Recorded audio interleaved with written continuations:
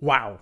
This is quite something. This is, I would say, a really fascinating and crucial vindication of civil disobedience. That is breaking the law in order to further a particular political aim. And there is no more important cause for all of us than our future existence as a civilization, which is imperiled by the climate emergency. Now, Just Stop Oil are, to say the least, polarising.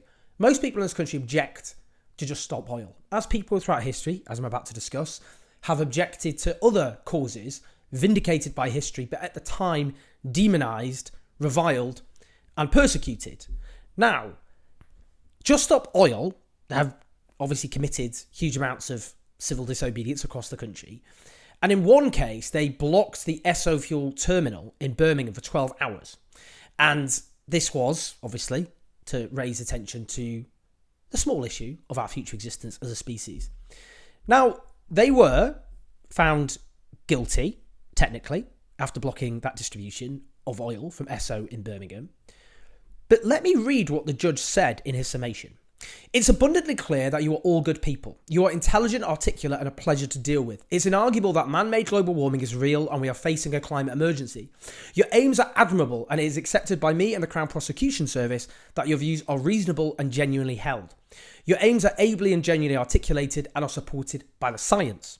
When the United Nations Secretary General gives a speech saying the activity of fossil fuel companies is incompatible with human survival, we should all be very aware of the need for change. Millions of people, and I do not dispute that it may be as many as 1 billion people, will be displaced as a result of climate change. No one can criticise your motivations. You all gave evidence that was deeply moving. I certainly was moved. The tragedy is that good people have felt so much without hope that you feel you have to come into conflict with the criminal justice system. Thank you for opening my eyes to certain things. I was acutely and depressingly aware but there were certain things. I say this, and I mean sadly, I have to convict you. You are good people, and I will not issue a punitive sentence. Your arrests and loss of good character are sufficient. Good people doing the wrong thing cannot make the wrong thing right. I don't say this ever, but it has been a pleasure dealing with you. You should feel guilty for nothing. You should feel proud that you care, have concern for the future. I urge you not to break the law again. Good luck to all of you.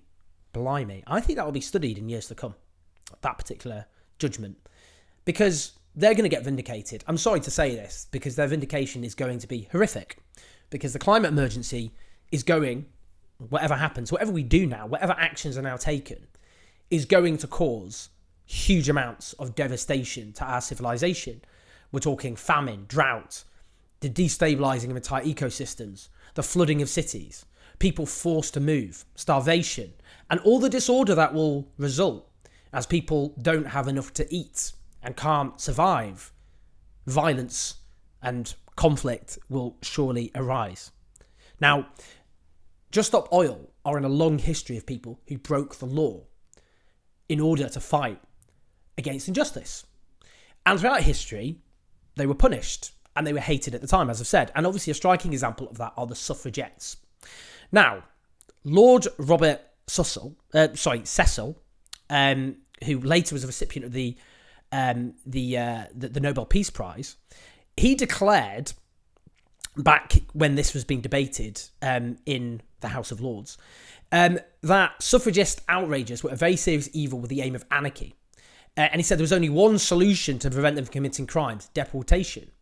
When the Home Secretary, Reginald McKenna, in H.H. Asquith's Liberal government, offered 4 options to deal with the suffragettes, and this was being debated by fellow MPs: letting them die. That is, I should say, at the present moment, the most popular, judging by the number of letters I've received, he said. Deportation, treating them as lunatics, or giving them the franchise. His fellow parliamentarians laughed uproariously at each. Now, the suffragettes, no one condemns, really, the suffragettes these days, do they? They're basically treated as heroes. But the thing is about the suffragettes is they did not sit around singing Kumbaya. In fact, they were far more militant in what they did than anything Just Stop Oil have even contemplated. They committed arson, including the burning of several private homes, 5 resulting deaths, I should say. They smashed up art galleries and museums. They attempted to destroy Glasgow's aqueduct and attacked churches. Their targets for bombing included the extremely busy street outside the Bank of England. That particular device was defused. But they killed a train driver with another bomb. I should say I'm not encouraging this, just to be clear, before I'm arrested under various anti-terror legislation. Damned at the time, though, as terrorists and anarchists.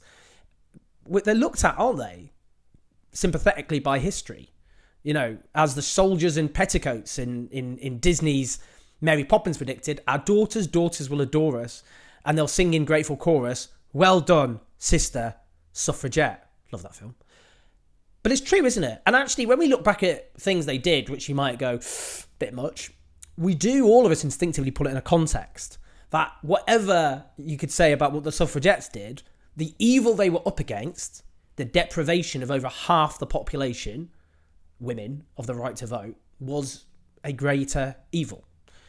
Now, I think people often roll their eyes when they think, well, you can't just throw the suffragettes about when we're talking about a completely different movement. But, I mean, what we're talking about here is a economic system which is destroying the planet. I mean, 100 companies are responsible globally for 71% of global emissions.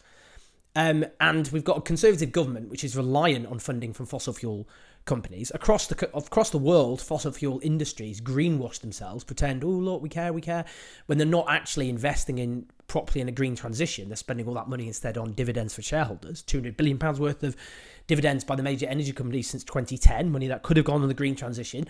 And they also spend huge amounts of money lobbying, huge sums across the Western world, lobbying politicians to dilute, or block altogether action to take on the climate emergency, even though they knew, and it's been revealed now, that they knew about the climate emergency years before they publicly admitted that existed.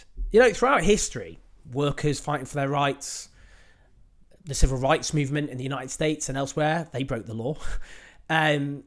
Struggles against racism, against sexism more generally, for LGBTQ rights. They're lauded now, but what's intentionally erased is just what they did, which is they fought, often very aggressively, and they were demonized in their time. I mean, people now, it's sometimes funny because you get certain movements now that are tone policed. I saw one and it was, I can't remember, it was, I should have looked it up on social media, but it was saying the trans rights movement are so aggressive, unlike the gay rights movement, the civil rights movement, who were just really polite. It's like, are you kidding? Talk about revising history. The likes of the civil rights movement, the gay rights movement, are condemned as extreme and violent and all the rest of it. But again, they're vindicated by history because everyone looks at the evils that they were up against. And it is right to put the likes of Just Stop Oil in this context, because what greater evil is there than the possible destruction of our civilization? The mass deaths of hundreds of millions of people, the forced removal from their homes, as that judge said, about 1 billion people. No greater evil. And what's happened here in this summary, this judgment, is a huge vindication, not just for Just Stop Oil, but for people fighting against injustice and evil, the evils that we allow to not just scar but define our society, not because they're facts of life like the weather, but because of choices made by those who have everything to gain from a society rigged in their favour. I say everything to gain in the short term. In the long term, there's no money to be made on a dead planet. But we always should remember that all the rights and freedoms we have were not given to us as acts of generosity and charity by the powerful, but were won by the struggle and sacrifice of those from below. The powerful didn't wake up throughout history and think, oh, I'll give women the vote for a laugh, or I'll give the rights of LGBTQ people, all the rest of it. That came after huge amounts of struggle by people for many, many years in conditions which were often horrific. Spat at in the streets, reviled by the media, thrown into dirty cells with tubes forced down their noses, in the case, of course, of the suffragettes, but now vindicated because of the evils that they were confronting. The same will go for Just Stop Oil, and that judgment will be read for years in that context. Please like, subscribe, and do support us on patreon.com/OnlyJones84. I'll see you in a bit.